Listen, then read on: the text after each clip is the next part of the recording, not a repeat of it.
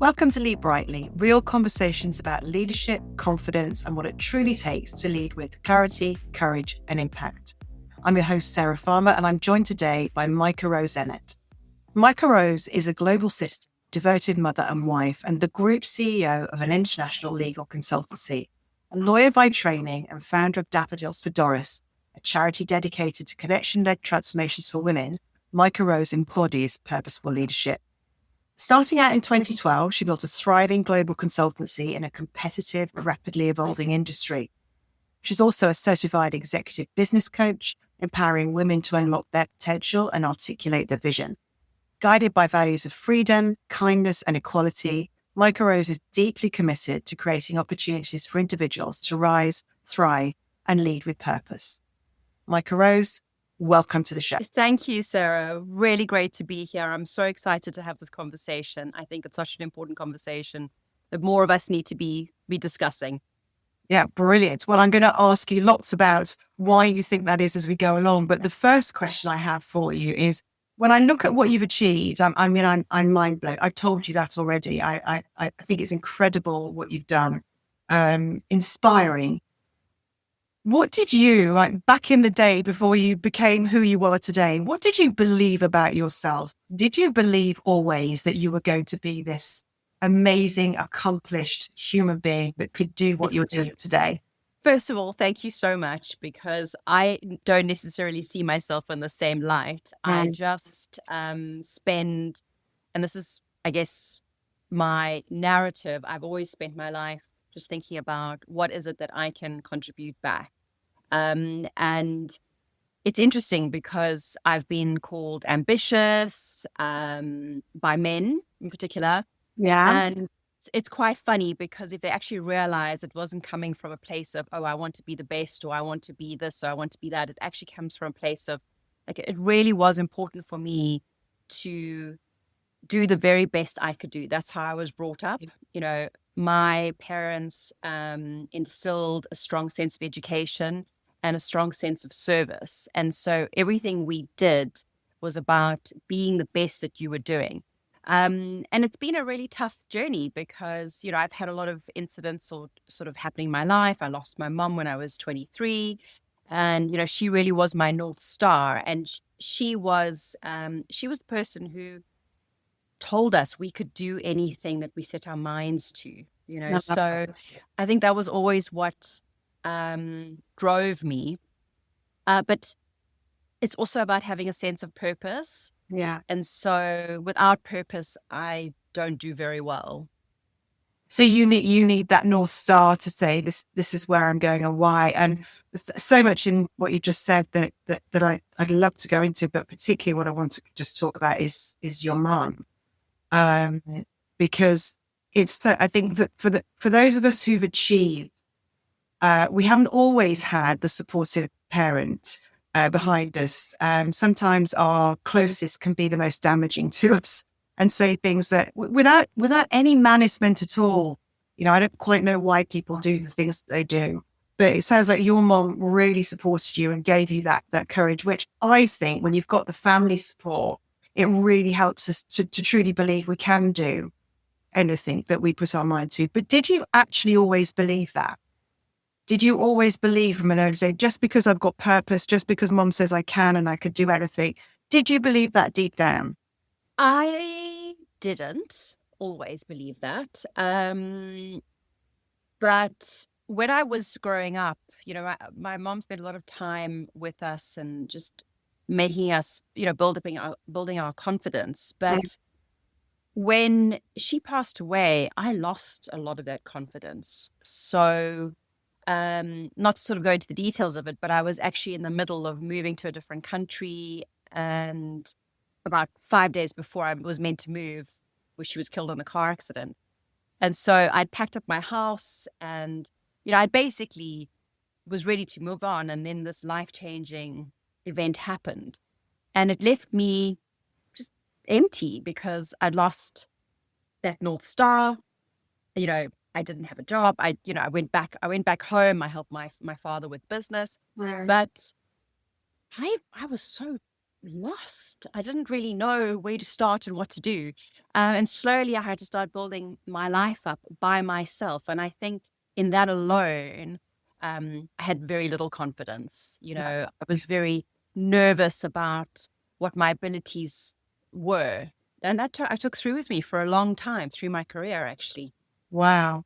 The story about your mom it's so sad. And I'm sure plenty of people watching this will have had, maybe not similar, but had experiences where they've lost loved ones at a really important time when they're about to do something, when they're about to, go into secondary school, whatever it is. And I'm sure this will resonate with a lot of people. And what I was thinking was, as you were saying that, is you've had this person telling you that you've got this, you can do anything. But when that voice is gone, had that voice actually been created in your own head, it sounds like it hadn't been enough. You didn't believe it enough, but you had this narrative from someone else. Now, the reason I'm saying this is because I didn't have that narrative. I had to create it. Either way, we both ended up successful. We both ended up like what appears to be successful. We may not feel it's 100% yet, but we appear to be successful. So I'm wondering, are people going to be more successful if they're told they can be?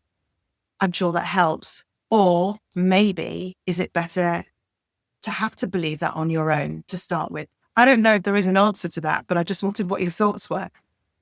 Yeah, I think you're right. I mean, I do a lot of psychology around parenting and childhood now is really about, instilling that sense of confidence through love and gentleness and kindness. And I do think that's a strong foundation, because if you feel confident and settled and grounded in yourself, then, you'll take that into life. Absolutely.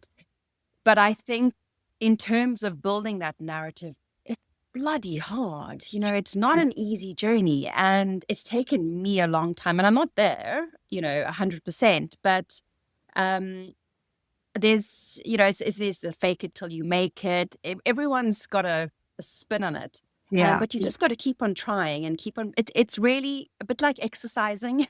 We forget the brain is a muscle that we can actually exercise. We assume that it's just there and it's going to do its thing, but you're so right. 100%. And one of the things that really got me through some of the darkest times when I, had to take a break in my career or whatever the case may be, was gratitude. Okay. Gratitude is what got me through every single day. So how did you use gratitude to help you? You've got to do they say, sort of take the journal, write out your 5 things. There's some great books and resources out there that people can tap into. But, whether it's gratitude journaling or praying or whatever the case may be, it's just having that sense of coming back to yourself and just looking around and saying, well, things aren't that bad, and trusting that process. So, yeah, for me, gratitude is huge. So a conscious break in the pattern of unhelpful thinking that we can all get stuck into. And also it can really help us start to notice our biases and the unhelpful thinking patterns about other people and all sorts of things. 100%. Reframe it. Yeah, reframing it, stopping, taking time. And one of the things that I do a lot with my clients is we look at not just building the confidence, but really understanding the biases and that sort of warped mindset we have about how the world should be. And the only way to do that is to stop and question it. And if you're never stopping to be grateful or to do something to question yourself, you never give yourself that moment to really think. We're just constantly going, aren't we? So how did you, I mean, I don't want to, dwell on your mom. It's an incredibly sad story, but I do want to think about how you use that, because I know you've used that. And I'd love to hear a bit more about that and love to share it with people that are listening. How do you use that horrendous time purposefully to help others?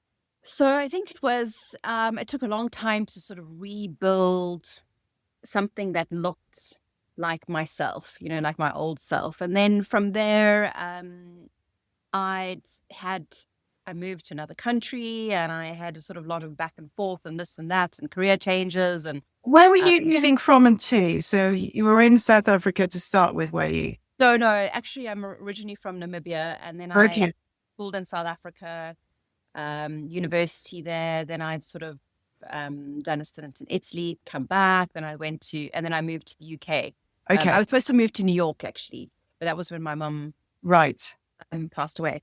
So I started a business in 2012 with some other sort of investors and partners. But just before that, I'd taken a short sabbatical between careers. You've got to take gardening leave. And I was wanting to do charity work. Yeah.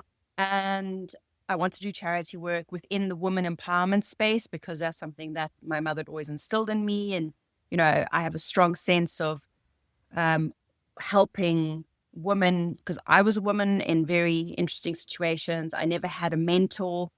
And I was on a beach in Thailand, and I remember this vision coming to me of saying, well, nobody wants to take you on these charities. They just want your money. Why don't you start your own charity in your mother's name, where it's ostensibly about not giving money, but giving time and being able to work with other women like yourself who you can help give confidence and just be there in terms of a community and support. And that's actually how that came about. It took a few years later before we could actually establish it as a proper charity.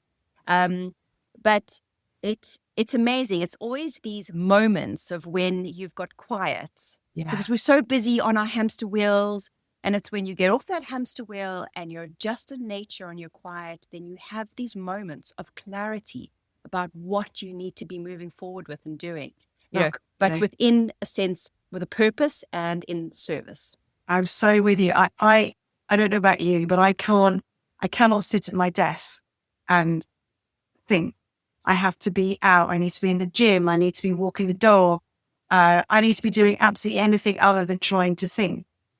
Because as soon as I say, right, you must think about this, Sarah, and you've got to do it, my brain goes, no, thank you. I don't want to do that. It shuts down. It's like, no, I don't work anymore. No, how does that happen? But it's you've got to have that freedom. Your brain, I talk about it as like the brain's quite muddy. We've got so much going on. There's so many million bits of information we're processing every single second of every single day that we just need to be not thinking so that we can think. I love that. And Thailand's a beautiful place to have a genius idea. So this is where Daffodils for Doris was born. Correct. Yes. And how is that? I mean, how is that working today then? Is that how many people are you supporting? Because this must be really, really powerful for them, but so powerful for you as well. I know when I'm coaching, I find it really helpful to be coaching because it reminds me. It reminds me of everything I teach, everything I've learned. So it makes us stronger and stronger. So although we're giving, we're also receiving at the same time. Do you think? Oh, 100%. I mean, I think coaching is so powerful. So, I mean, I'd love you to sort of chat to me about that later in the conversation about coaching, because it was also a big moment in my life. But with regards to Daffodils for Doris, so at the moment, it's just myself doing mentoring.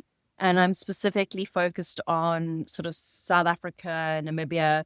I've been, I've done some coaching courses and mentoring with women in finance and in other sort of areas there. But I'm wanting to grow it out. And I don't want it to be about me doing the mentoring and the coaching. I'm really looking to bring together a group of women from all around the world who can support each other, and there's sort of a big picture thinking around that. But at the minute, I'm working with a team. We're actually working with a university to help build out the platform for Daffodils for Doris so that we can reach more women. And I mean, just to give a little bit more insight into what we're planning to do, it's quite niche. So it's for women coming from emerging, developing economies, professional women over the age of 18, up to sort of the age of 45, sort of young group who are already in some way leaders or business owners or professionals in their community, Right. but they're just having these stumbling blocks. And I think a little bit around the work you do, that imposter syndrome, Yeah. a lot of that is driven by that, where they just need that support and help to get to the next level so they can empower their communities. And that's the vision of what I'd like to do. So I'm looking to build that up. So I'm quite excited because I think next year is going to be a good year for us. It sounds fabulous, and absolutely, I would. We've talked about this before, but I'd be very, very happy to help with that. So Thank you you. mentioned imposter syndrome. Have there been times? So the first question I asked you was around, was there a time when you didn't fully believe? And you talked about that, the episode with your mom, and when suddenly everything falls apart. Mm. When you think back to that time, can you remember the narrative that made you feel that you were less capable? Was there a particular thing you were saying to yourself, or a particular thing you were feeling or believing about yourself? Because what a lot of people don't realize is a lot of this is happening unconsciously all of the time.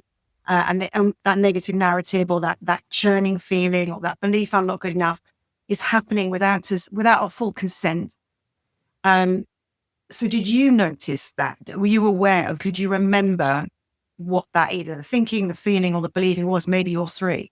So there are two words that come to mind: lonely and lost. And I think that is often the starting point for a lot of people, where they don't have someone to talk to. And this is why coaching is so powerful, because that really provides this foundation for you to be able to share in a safe space. And I think the way that the world is set up nowadays, we are lonelier. We don't have communities anymore, No. especially in big cities. We're single units moving around. And it's another reason why Daffodils for Doris is so important, because I want to bring that sense of community back. I think for me, imposter syndrome was very much about having a sense of not belonging. So you just feel so lost and lonely and not connected. And as soon as we're not connected, we're lost, aren't we? Sorry, we're lost. to interrupt you. I was just thinking about when we think about psychological safety, one of the 5 human psychological needs is relatedness, or our ability to feel like we're part of something bigger. So you suddenly felt adrift. You weren't, but you'd lost a massive support and connection in your life, and you felt adrift. And it's really interesting. I do a lot of work, or talking to people who have been out of work, have had a really bad experience. Even simple things, I say simple, having had 2 myself, giving birth, having children, taking time out to be a mom for a while. All of these things that suddenly change our trajectory of what we're doing, even if it's for a short amount of time. We suddenly feel disconnected to what we were before. And it has a real impact on our ability to feel grounded, have clarity, feel confidence. And I think for a lot of people, they say, and I've done it myself as well, I should just pull myself together. This happens to people all the time. People must pull themselves together, but it's not that easy, is it, to do that? No, not. And I think I go back to this sort of sense of, we live in these big cities and single units.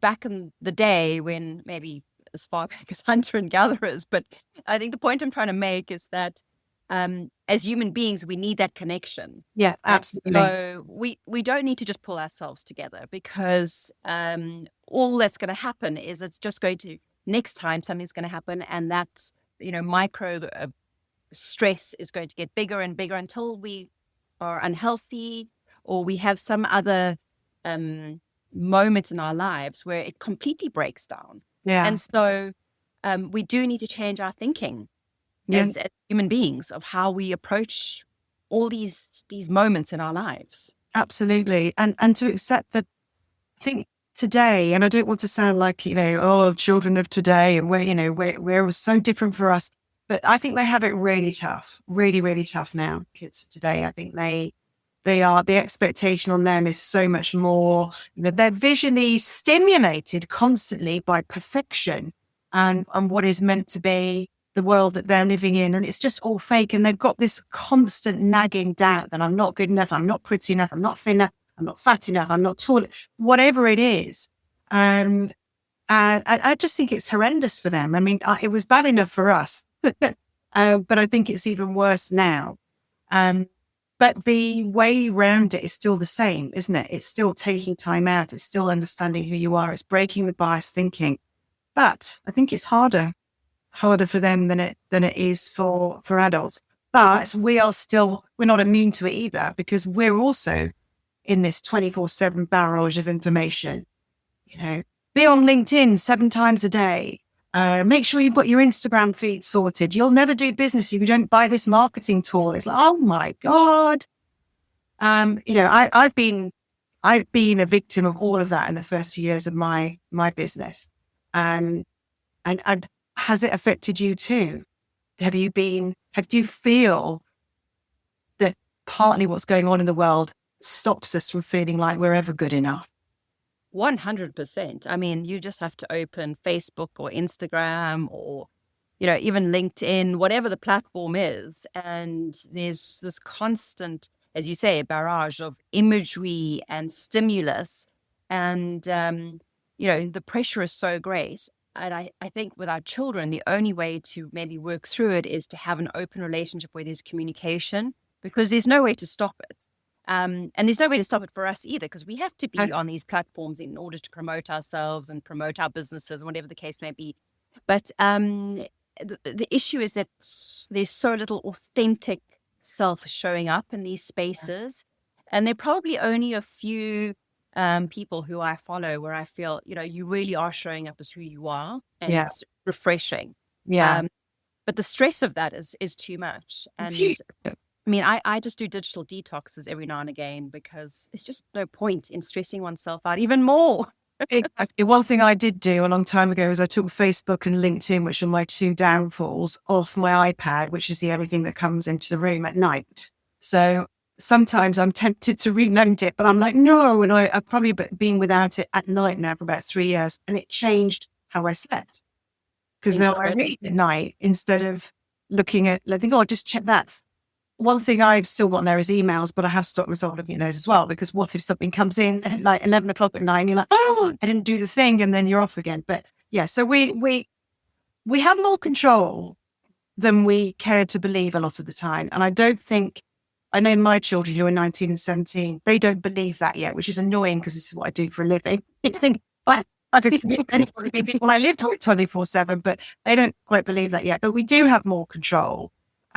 And going back to Daffodils for Doris, to me, it sounds like this is one way of using your experience, the very distressing, upsetting experience of losing your mom, combining it with your passion for purpose and helping others, and creating a space where everybody, especially women, can thrive, has been a really empowering thing for you, as it will be for other people.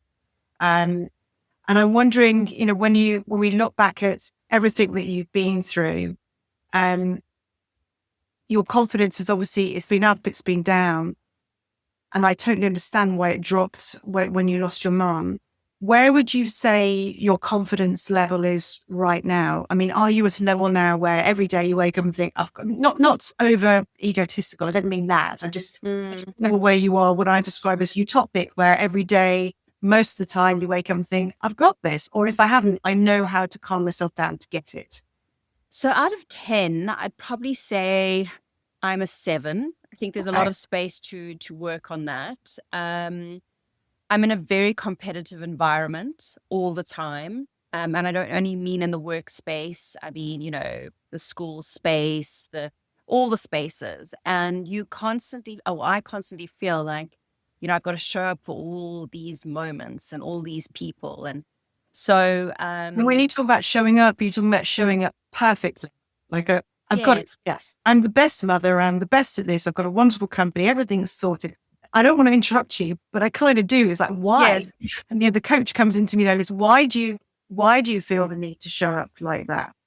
So there's obviously the internal sort of conversation narrative of you need to, be better, improve yourself, you push yourself harder. This comes from childhood, yes. The constant. Yes, I would say you've got to work hard. Yeah, okay. Absolutely. It's that's how you succeed. Yeah, by working hard. And I saw my parents do that, particularly my father, who 15-hour days. Wow. So that's kind of the work ethic that I grew up with. Brilliant. And, I followed that for so many years of my life. But then I think also, going back to the social media, there's so much pressure out there. You just got to find the balance. So some days it's quite hard. Living in central London, there's so much stimulus. When we moved back to London about 2.5 years ago, we were living in Namibia, and it was so different because it's such a quiet existence. Nobody cared what you were wearing. No. Nobody cared what your hair looked like. Yeah. Oh, And it sounds bliss. it was bliss, actually, when I think back now, because it forces you to look at who you are, and it forces you to sort of say, okay, well, I need to look inside because it doesn't really matter what's on the outside. No one else is bothering. Who are you? Yeah. And that was a very important moment for me, even in terms of my leadership, when I came back to the business, because I came back with that in mind, and it was game changing. So that at that point in time, you kind of had a refresh, a reboot, Yes, a correct. detox, and then you could come back in all guns blazing. And I know it's not been an easy ride, even with that mindset. And it's interesting that you say you're about a 7 out of 10 now. What is it that you think contributes? I know there's the social media aspect and everything else, but I'm thinking about on a daily basis when you're at work, what contributes to that not being more? And I think 7 out of 10 is great, by the way. I mean, I think most people would be delighted at that. But what if it could be 8? What if it could be 9? Rather than what's missing, what would need to happen for that to be possible? I mean, it's a great question, and maybe if I had a better answer, I'd probably be edging on an 8. But a couple of things that I've learned this year and have helped me is a few health issues, actually. Sort of more sleep, not having to work 16 hours a day, being able to calm the nervous system down so that you can show up not overconfident or over in charge, but you can just show up in your natural energy. And that's been a game changer for me. It takes work, because you've got to find what's right for you, whether it's breathing, or exercise, or or sleep, whatever the case may be. But I think in your book you talk about, being overconfident, and that still can be imposter syndrome. Yeah, so you've got absolutely. to find that balance, of Yeah. just breathing through it, and everything's going to be okay. I'm not a heart surgeon, Yeah. I'm not saving people's lives on that level. It's such a good point. Though often I do this to my son. It's like, get a grip, Sarah. You are all right. You're helping people be more successful, more confident. Maybe they'll earn more money. Maybe they'll be happier. Some people's lives do actually get changed when we think about the serious impacts of imposter syndrome, because a lot of people don't understand how much it can affect your health. But you're right. When we're not on the edge, we're not surgeons on the edge, to quote a television program from the UK. We are not dealing with people that are literally falling off a cliff and there's nothing to bring them back. And having that sense of reality is so important. It doesn't mean what we're doing isn't important, but we've got to stop thinking it's the be all and end all. And I often say to people that, what happens out of work is real life. And what happens in work helps you have that real life. Enjoy it as much as you can, and be as successful as you want to be. Make the most of it. Manage your mind, enjoy it. But remember, the reality is we are working because we need to work to live. And if we can help people along the way and we have purpose, it makes it much more enjoyable for us. But let's not get too carried away and think that we are heart surgeons. And I mean, to all the heart surgeons listening to this, you've got a serious job. You are heart surgeons or neurosurgeons or something like that. And we love you. We're grateful for that. But Absolutely. At the same time, Don't stop. yeah, please don't stop. Yes. But at the same time, you're absolutely right. Like, it just resets the narrative, because I was working 16 hours a day. Yeah. and not necessarily productively. It was sort of, I had to keep on moving. I had to keep on pushing. I had to, keep on doing what I do and do it better. And So I perfectionist, wasn't. yeah, Yeah. perfectionist coming in there then, yeah. And do Um, you find that when you're in that state, and this is often a state that people don't realize they're in, is they're pushing towards burnout, because you are overdoing it. You've got the constant narrative going that isn't quite good enough. Do a bit more. And I catch myself doing this as well. Just do some work on a Sunday, do this on a Saturday. It catches you off guard completely, doesn't it? But it does make us less effective. So one of the things you just picked up there, which is really important, is this perfectionism piece. Some people suffer from procrastination, which is what I can't start. I can't start. Me, when I sit here and go, right, you have to think of a solution. I can't. Yeah, I have that too. Yes. We're masters in them both. But actually knowing that you're doing it is really important. And that's, again, often we don't have the self-awareness to know that we're doing it. Knowing that we're doing it helps, and then we can make more active choices to not do it. But what you're saying then is, and I'm sure people will absolutely understand this, is you become less effective because you're not really in control of what you're doing. Your brain's a bit muddy. You're not seeing the bottom clearly at all. So you're reworking, redoing things. Now, when that happens, how does that make you feel? Because you're doing it as well. So how does it make you feel? So I don't do that anymore. And the reason I don't is because I have a young child, and that turned my life upside down. And suddenly I cannot work 16-hour days, and I can't work on weekends as much as I try. I can't, because I'm also very committed to being the best mum I can be. That's very important for me. And so what I realized was that I could actually do the same amount of work focused, without procrastinating, without being a perfectionist, in less time. And also it helped me to delegate more, because I wouldn't delegate. Okay. Yeah.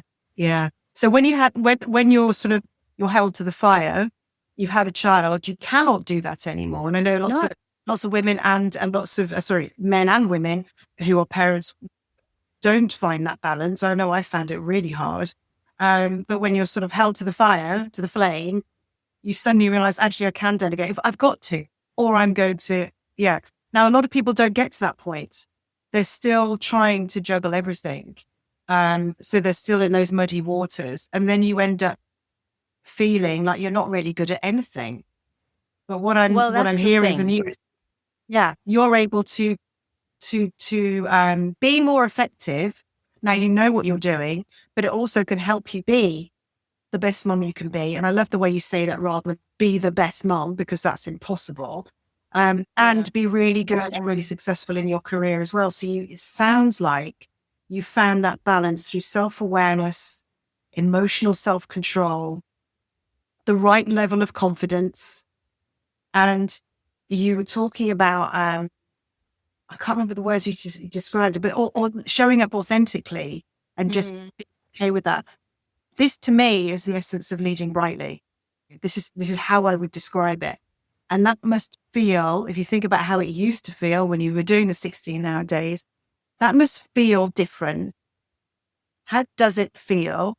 It's not perfect, I get that, but to be more in control, more empowered, more able to delegate, more able to show up authentically. How does that feel?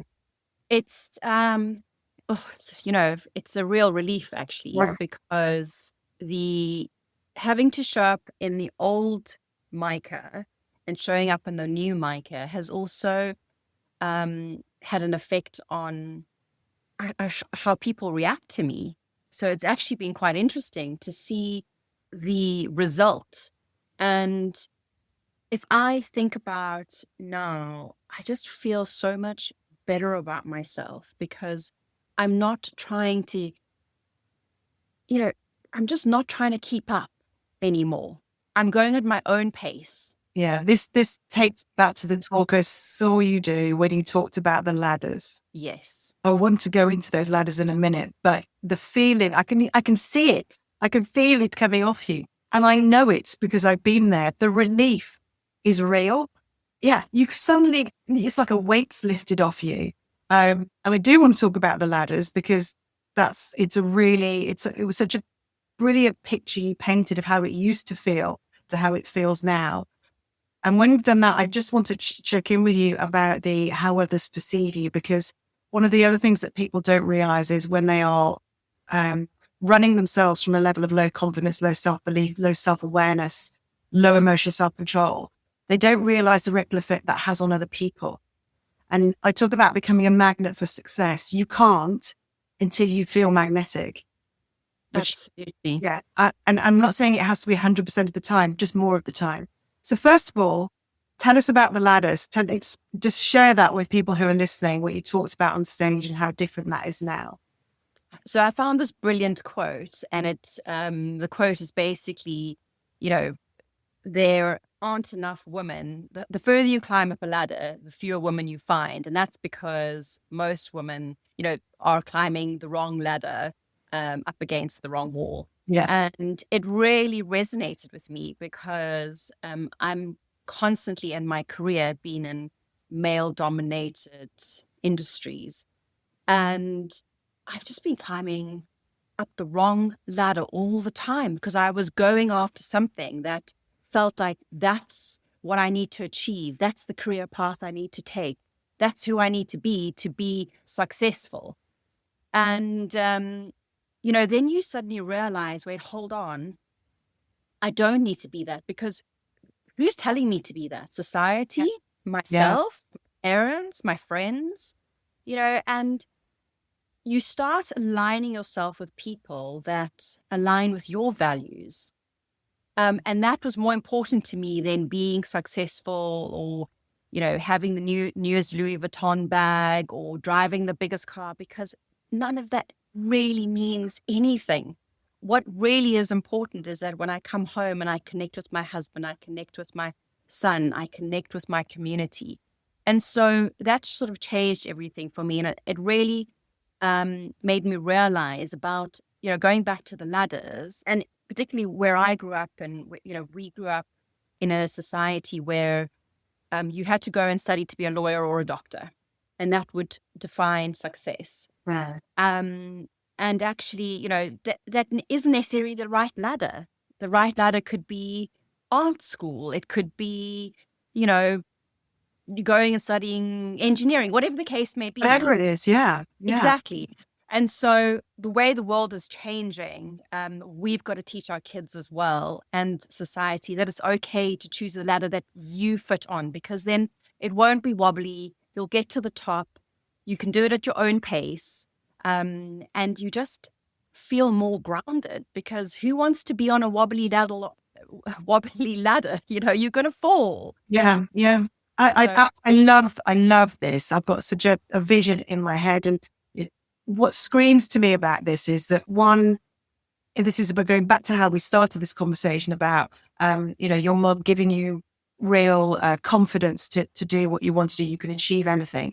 And then we moved on to, generally we need to be really supportive parents. I think it does matter. It's, yes, some of us can fight through. I'm not saying my parents were unsupportive, but there was a lot of issues, and I didn't get the support necessarily that other people had, or the encouragement, not from both of them. So we can still become successful either way. But if we could help kids today, or young people, or young professionals, realize, and what you're saying here is, the right ladder is one that you've chosen for the right reasons, so the right purpose, where you're able to demonstrate the right behaviors authentically and know what's going to happen to you when you get there and really want that. That has got to, and it might change as well. You might get on that ladder and go, actually, I'm halfway a bit. I've decided it's the wrong one. You're okay to move, but that's okay because you've got the choice. But we feel so boxed in, don't we, to be, if you're going to be a lawyer, you must have the fancy car, you must have this, you must have that, the big house, yada, yada. That's all lovely if you can have it, but it isn't what gives you joy. It isn't what makes you get up in the morning. Well, actually, it might be for some people. And you know what? If it is, that's okay too. That's okay too. Absolutely. Yeah. But it shouldn't have to define everyone. And I think that was the biggest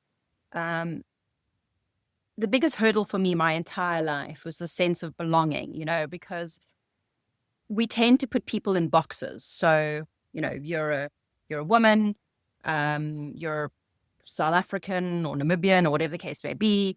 You're a lawyer, now I've got the label of mother, whatever, all these labels. But actually, what if I just didn't want to be any of those on any particular day? Maybe I just wanted to be a joyful, happy person who wanted to watch the sunset. My point is that I think my whole life I've tried to pigeonhole myself, and I've just never been able to fit into what one particular criteria required of me. Yeah. And now I'm just like, well, this is who I am. I'm halfway through my life. I'm not going to change now. I'm with you on that. And I've tried so hard. I've given so much of my life trying to be better, to be the best, to be the best friend, to be the best this, to be the... And actually, Sarah, it's exhausting. We are spending so much energy trying. I mean, there's nothing wrong with wanting to be your best self and to keep going in a growth mindset. That isn't what... I don't think that's what you're saying at all. 100%. No, I'm not. When you're trying to... It's like square peg, round hole. I've got to put this peg in here and it doesn't fit all the time. But when we grow up, we start to realize that actually we're all right. Absolutely. One of the biggest turning points for me, and it does get wobbled occasionally, is when I realized I wasn't a bad person. I'm not a bad person.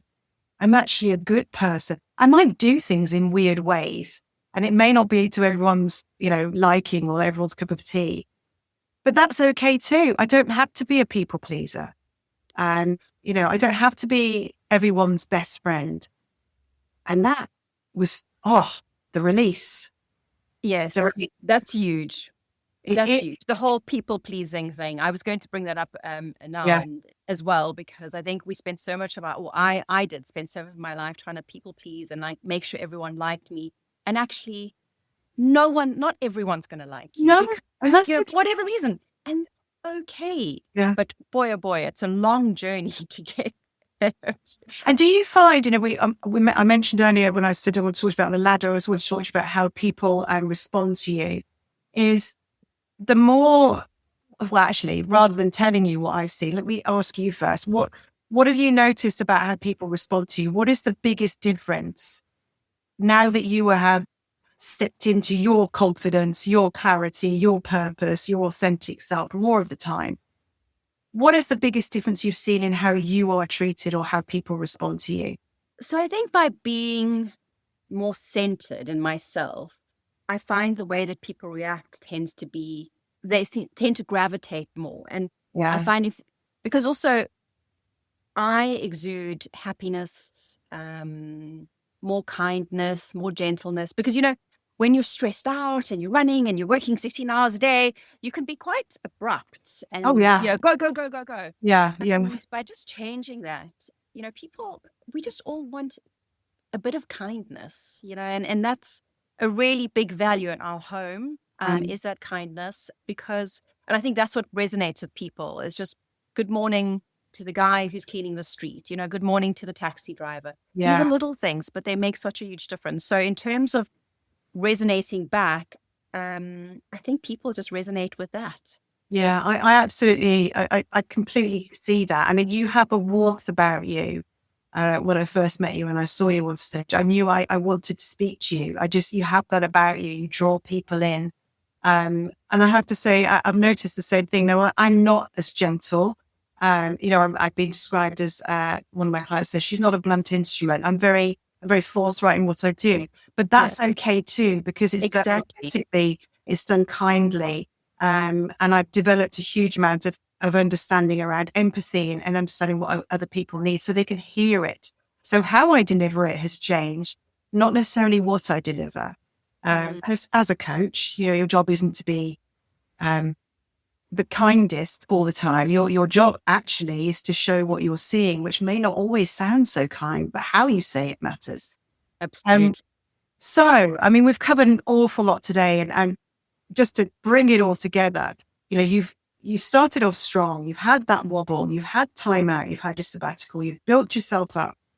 As you've grown up, you've developed this much stronger sense of self, who you are. You're leading with authenticity and clarity and the confidence. People are responding more respectfully, but also there's just more joy coming backwards and forwards, which actually then spurs us on again, doesn't it? The more, I'm like you, when you walk down the street and someone, whoever it is, you say, good morning, you look great today, or something like that. The smile you get back gives you that buzz. I mean, if we could all just do a little bit more of that. But the problem is, for leaders of today, it's go, go, go, go, go, numbers, numbers, numbers, numbers. And they're not all lucky enough to have a leader like you at the top who knows it's about people than the business, because you can't have the business without the people. 100%. So to bring this all together, what would you recommend? Maybe one thing, or maybe some advice you've had to help you get here, that leaders of today who are, or leaders of tomorrow who are watching this and thinking about becoming leaders, how do they keep a sense of self? What's the best way to be authentic, even in an environment that appears not to care about people, only about numbers, only about pace, only about deals? I know it's a big ask, but what would you suggest? So first of all, I don't think you can think to be authentic. I think you've just got to be it. And I think if we start being more and thinking less, we'd show up in a better space. I think having a purpose, really understanding and articulating the why, because without purpose, your team won't know why they're there, if nothing else, and in all the moments of failure as a leader as a business owner, I will say the one thing is I've always instilled that sense of purpose, and it really holds people. I think the next thing is accountability, show up. However you lead, know that people will follow that. So if you're going to say, everybody's got to be in the office Monday to Friday, you've got to be in the office Monday to Friday because you lead by example. Okay. Yeah. That's really important, that accountability. Right. And then the third is to bring people with you. So grow people. I didn't do that in the first part of my business. And I really regret that, because I had this incredible team who followed me because I had this purpose and I was so passionate. But I thought I had to carry everything on my own shoulders. So I carried all of it. Yeah. And instead of helping bring my team with me, I have a couple of people, who have since then left and started their own businesses. And I'm so incredibly proud of them, because they're just awesome human beings who've done so well. Yeah. But I'd wish I'd learned that earlier. So those are the three things. And I love those. I think that's just absolutely spot on. And this thing about, when we think about, you've got a vision takes you only so far. And I talk about, with the 6 leadership styles out there, most people use 1 or 2. And one of the ones that is least used and most powerful, other than visionary, is the coaching style of leadership. And when you're starting something new and you're full of passion and full of vision, we forget to take people with us, coach them, to develop them, and they need that too. But it does start with a vision. And I am still shocked when I go into organizations, they say, right, you want me to do some development, I want you to do some training on these people. Tell me how we'll help you achieve the vision. And what is it?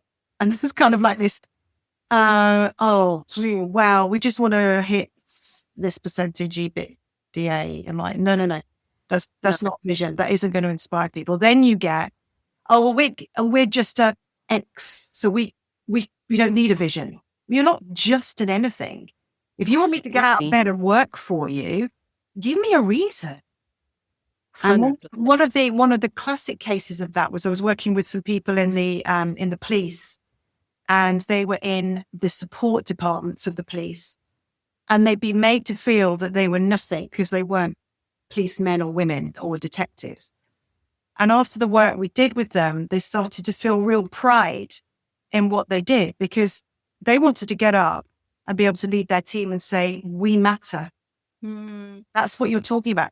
If we don't matter, if we don't feel what we're doing makes any difference, we are just going to be pressing buttons, nodding heads. And I appreciate there are some roles and some jobs that are like that, and there has to be, and some people want that, and that is fine. But when we're running a business, running a team, we've got to look at everybody around us, haven't we? And lead differently depending on who's there. Micah-Rose, you have been incredible, honest, open. I've really enjoyed talking to you. I could talk to you for hours. Thank but you. You have a job to do. So you better go and do that. But I just want to say thank you so much for joining me today.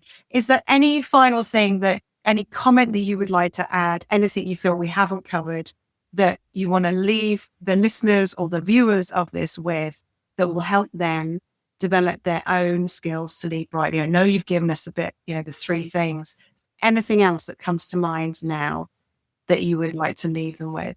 So I think there are 2 things. One is I'd like to leave with a quote. Okay. And the other is I want to reinforce the messaging of how important having a coach is.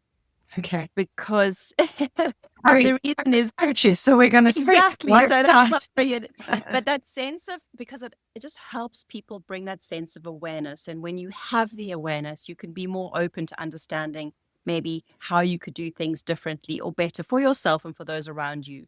So, and it gives me that protected time, doesn't it? That's the thing that's missing. How do we stop and think if we don't have a protected time?